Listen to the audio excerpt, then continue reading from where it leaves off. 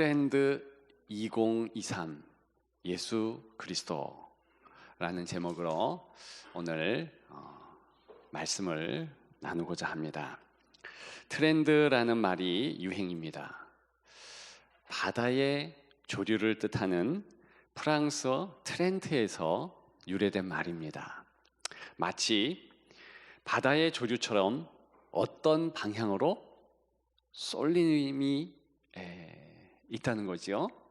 그런 현상, 흐름, 경향 이런 것을 말하는 단어인 것입니다. 성탄주일이자 2022년 마지막 주일인 오늘에 2023년 우리 사회에 어떤 트렌드, 어떤 경향이 있을 것인가 가늠해보고 생각하는 것도 의미가 있을 듯합니다. 학자들마다 요즘 분석하기에 분분합니다. 저마다 전망이 다릅니다만 공통적인 것이 몇 가지 있습니다. 그 가운데 한 가지가 불황이 있을 것이다. 그런 말이죠. 그래서 짠테크 소비가 있을 것이다. 또 그런 말들을 합니다. 조각내어 산다는 것, 하나를 온전히 사는 것이 아니고 많이 사는 것이 아니라 조금씩 산다는 것입니다. 그리고 공동구매, 함께 산다. 그래서 운반비도 절약하고 최대한 절약할 수 있는 부분 절약한다. 그리고 유연하게 구입을 한다는 것이죠. 비싼 것은 좀 싼 것으로 대체하고 없어도 괜찮은 것은 안 사고 그런 소비 성향이 바뀐다 합니다. 양극화 때문에 평균이 사라진다. 그런 말을 또한 합니다. 정치적으로도 우리가 양극화가 심하지만 경제적으로도 양극화가 있기 때문에 그런 경향으로 구입하는 그런 소비의 트렌드, 경향도 달라진다. 종합해보면 한마디로 우리 사회가 불안하며 좀 위기감이 깃들 것이다. 그런 예상인 것입니다.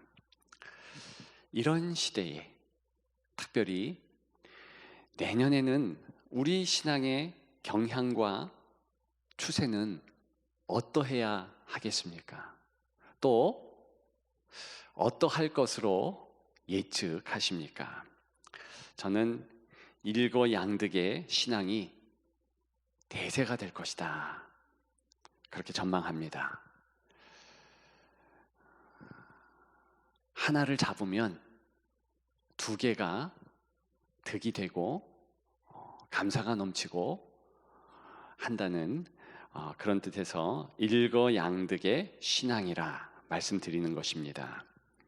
오늘 본문의 그 모습을 조금 더 구체적으로 살펴볼 수 있습니다. 본문 5절과 6절입니다. 눈물을 흘리며 씨를 뿌리는 자, 기쁨으로 거둔다 그랬습니다. 우리는 이런 마음의 심상 가질 수 있습니다. 봄철에 농부가 씨를 뿌리는 거예요. 그런데 눈물이 안 나올 수 없어요. 왜 그렇습니까? 감은 거죠. 그래서 씨를 뿌려요. 시간이 지납니다. 감사하게도 추수 때가 되었는데 추수할 것이 많아요. 그래서 기쁘다. 그런데 그렇게 생각해도 좋은 것입니다. 틀린 것이 아니에요.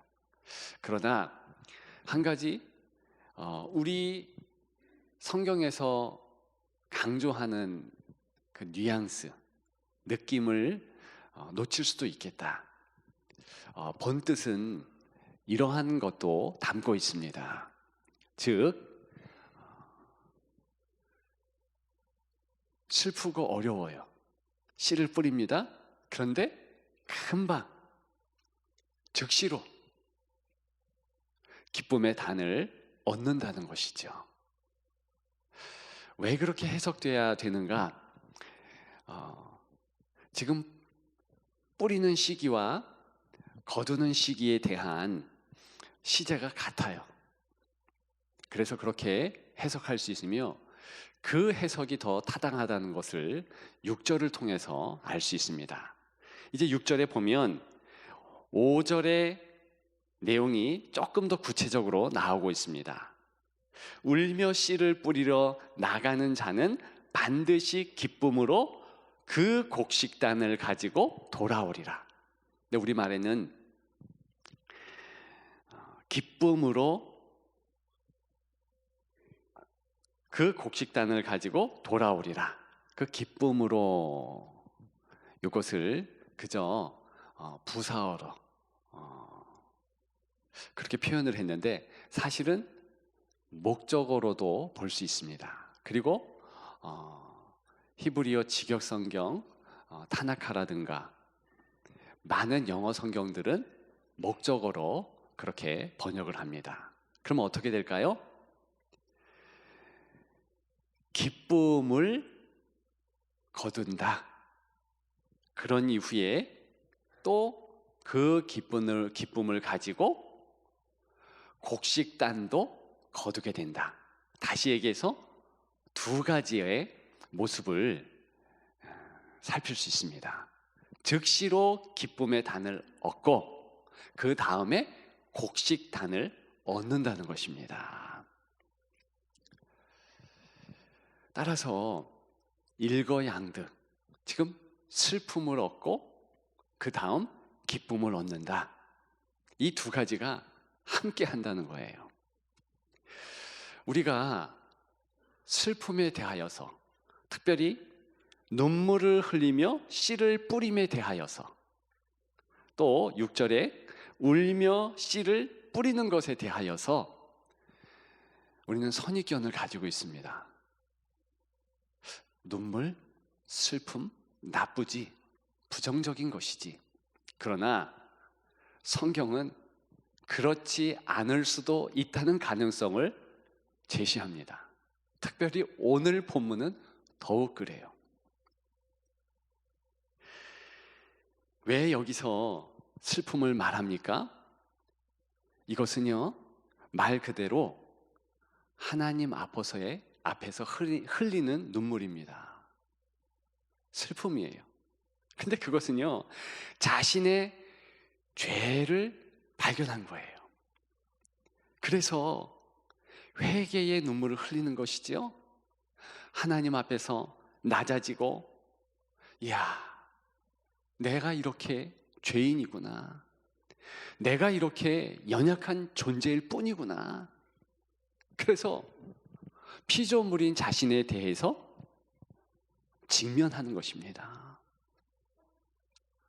하나님 앞에서 한없이 어렵고 힘들 수밖에 없는 그러한 연약한 모습을 보게 되는 것이지요.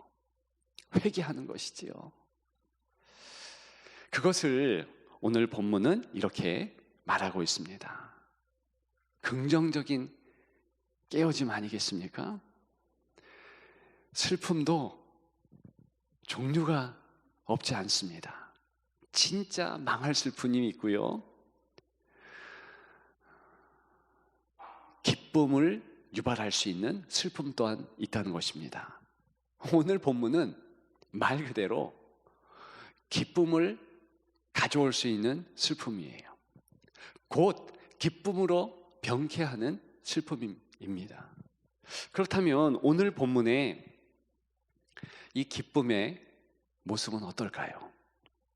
이 기쁨은요, 비록 내가 연약하고 가치도 없고 아무것도 할 수 없는 그런 미약한 죄인에 불과하지만 하나님께서 나를 들어서 도구 삼아 주시고 하나님의 일들을 하시며 이 땅에서의 모든 은혜를 역시 내게 주신다는 그런 것입니다. 그래서 오늘 본문의 이 기쁨은요, 이 슬픔과 짝이 되는 거예요. 내가 즉시로 나의 무가치함을 깨달으면 곧 또한 즉시로 하나님의 너무 크신 위대하심, 나를 붙잡아 주시고 함께 하심, 여기에 대한 감사가 넘치지 않을 수 없습니다. 그래서 신약 고린도후서 6장 10절에는 근심하는 자 같으나 항상 기뻐하고 그랬습니다. 그러니까 근심, 긍정적인 하나님 앞에서의 근심은 좋다는 거지요. 곧 기쁨으로 바뀌는 것이니까. 오늘 본문의 2장 하반절과 3절에 보면 우리가 또 한 번 생각해야 할 의미심장한 문장이 있습니다. 하나님이 큰 일을 행하셨다는 거예요. 여호와께서 그들을 위하여 큰 일을 행하셨다 하였도다. 3절에는 여호와께서 우리를 위하여 큰 일을 행하셨으니 우리는 기쁘도다. 근데 과연 하나님께서 어떤 큰 일을 행하셨을까요? 그것은요, 오늘 본문이 어떻게 불려지는가, 어떤 제목을 가지고 있는가 살펴보면 금방 알 수 있습니다. 두 가지 제목이 있습니다. 가장 먼저는 성전을 오르며 부르는 노래입니다. 즉, 하나님이 성전을 만드셨다는 거예요. 그것은 만남의 장소 아니겠습니까? 하나님과 사람들이 만나는 장소, 하나님께 영광 돌리는 장소. 그런데 하나님 편에서 생각해 보십시오. 그 작고 조용한 건물 하나를 만든다고 그게 하나님 입장에서 큰일입니까? 사람 입장에서야 뭐 큰일이지만 하나님 입장에서야 그 적은 일 아닐까요? 그런데 실상은 그런 건물 성전을 이야기하는 것이 아니라 종국의 예수 그리스도 성전 되심을 말씀하고 있는 것입니다. 하나님이 얼마나 큰 일을 하셨는데요. 정말 우리가 절망할 수밖에 없고 슬퍼할 수밖에 없는 인생의 모습, 죄인이며 하나님을 떠났고 배반했고 하나님을 향하여서 비난도 서슴없었던 그런 인생을 마치 돌아온 탕자와 같이 하나님께서 안아주시는 거예요. 그리고 구원의 방편을 허락하시는 거예요. 그것이 바로 예수 그리스도를 이 땅 가운데 보내신 것 아니겠습니까? 그 예수님이 낮고 천한 마구간에 왜 태어나셨습니까? 우리는 왜 그 예수님을 기념하면서 이렇게 성탄 예배를 드리냐 말입니다. 그것은 바로 오늘 본문에 나타났듯이 하나님이 큰 일을 하시는 거예요. 임마누엘, 하나님이 우리와 함께 하신다. 언제나 함께 하시기 위하여서 예수 그리스도 독생 성자를 우리에게 선물로 주신 것이지요. 이 이유 때문에 우리는 슬픔과 기쁨을 겸하여 동시에 가질 수 있습니다. 내가 무가치한 것, 죄인인 것을 느끼자마자 하나님께서 퍼포스 같은 그리스도의 위로를 주신다는 것입니다. 어제 성탄 발표회를 했습니다. 오랜만에 우리 성도들과 같이 너무 감격의 시간을 가졌습니다. 망아지가 나오는 영화부에 시작으로부터 해서 마지막 데오빌로 중찬단 장년부의 하나님을 향한 찬양까지 얼마나 기쁘고 의미심장했는지 모릅니다. 그런데 어제 잠깐 좀 섭섭했어요.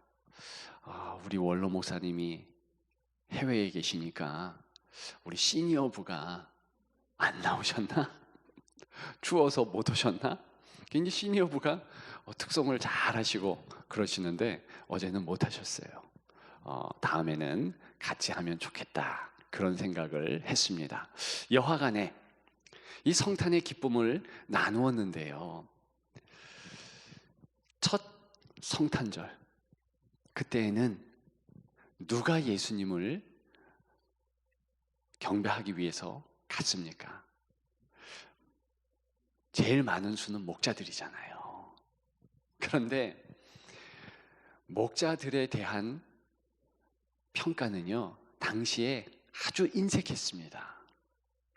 한 학자의 말에 의하면 당시 목자들은요, 도적대의 대명사였습니다. 그 옛날 다윗 시대와는 달라요. 다윗 때는 목동이 왕도 될 수 있고 조금 존경도 받는 그런 시기였지만 예수님 당시 1세기 때의 상황은 무척 달랐습니다. 쉽게 남들을 속이고 남의 작물을 양들에게 먹일 수 있고, 그리고 가장 하층민음으로 씻을 수도 없고 동네에도 들어올 수 없는 그런 부류의 사람들, 그들이 목동이었어요. 그들이 목자들이었어요. 우리는 쉽게 상상할 수 있습니다.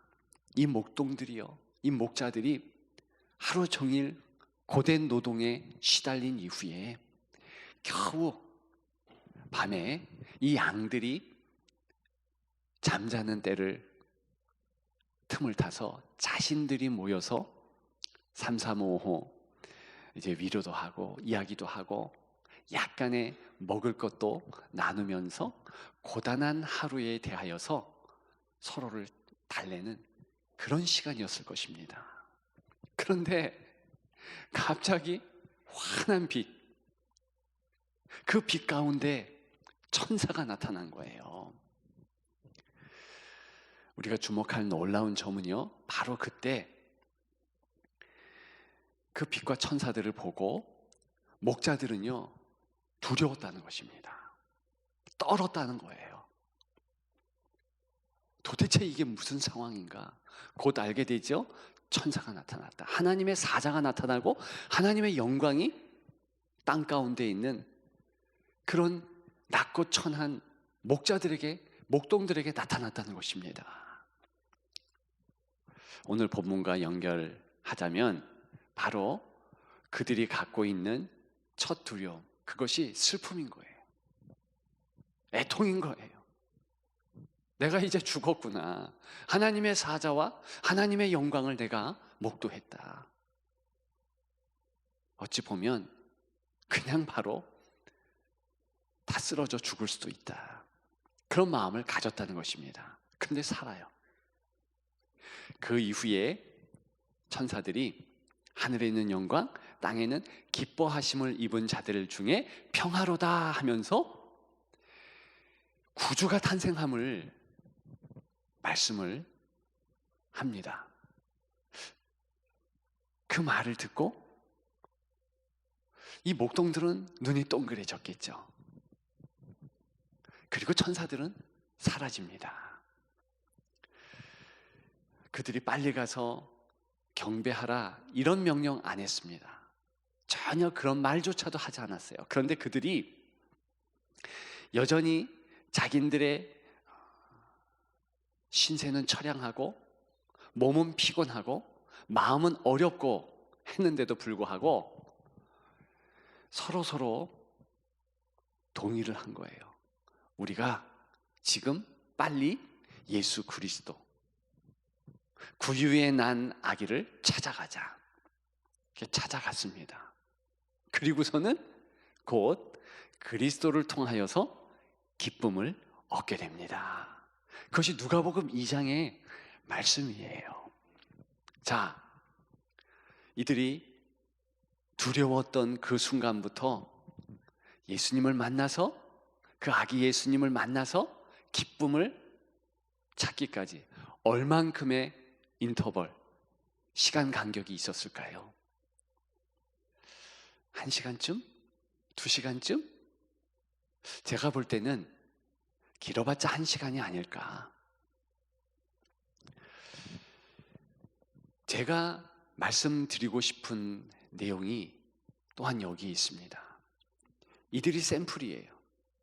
이 짧은 시간 동안에 그들은 두렵고 떨리는 슬픔에서 자신들의 초라한 모습 발견하는 그 어려움, 애통 가운데에서 예수 그리스도를 통해서 바로 기쁨으로 이제 그 마음의 정서가 바뀌었다는 것입니다. 오늘 본문의 5절과 6절에 기쁨으로라는 원문의 뜻은요, 기쁨의 노래를 부른다는 의미입니다. 실제로 이 목자들도 기쁨의 노래를 쏟아냈을 것입니다. 저와 여러분들도 마찬가지죠. 그저 1시간이 되었든, 아니 더 짧게 30분, 3분, 심지어는 몇 초 간격으로 이 슬픔과 기쁨이 갑자기 교차하면서 나타날 수 있습니다. 하이브리드처럼. 그리고 선순환을 하는 거예요. 슬펐다, 기뻤다, 슬펐다, 기뻤다. 그것이 우리의 마음을 정화시키는 것입니다. 승리케 하는 것입니다. 그런데 오늘 본문에 보게 되면 언제 하나님께서 이 신앙을 주십니까? 1절과 4절에 힌트가 있지요. 특별히 4절입니다. 여호와여 우리의 포로를 남방 시내들 같이 돌려 보내소서. 여기 보면 포로를 돌려 보내소서, 즉 힘들고 어려운 포로가 돌아오는 그런 시기구나, 그렇게 생각할 수 있겠습니다. 그런데요, 이것은요 2번째 뜻이에요. 성경 원문 보게 되면 1차적인 뜻이 있는데, 그것은 우리의 운명을 회복시켜 주시옵소서, 그런 뜻입니다. 그것을 조금 의역을 했거나 또 상황에 따라서 그런 식으로 이제 우리말에 기록했을 뿐입니다. 즉 다시 얘기하면 구체적인 상황은 나와 있지 않습니다. 그런데 회복시켜 달라는 말을 보니 어렵고 힘든 거예요. 우리처럼 경제적인 이유일 수 있습니다. 정치적인 어려움일 수 있고요. 국제 정세 때문에 힘들 수 있어요. 그런데 이 어려운 시기에 하나님은 특단의 처방전을 주십니다.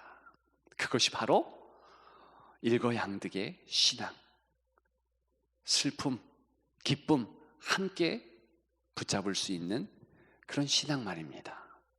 예수 그리스도를 통해서 특별히 그렇게 행하시는 것이지요. 그러면 시편에 나와 있는 오늘 본문의 이 시를 낭송했던 이들, 노래했던 이들은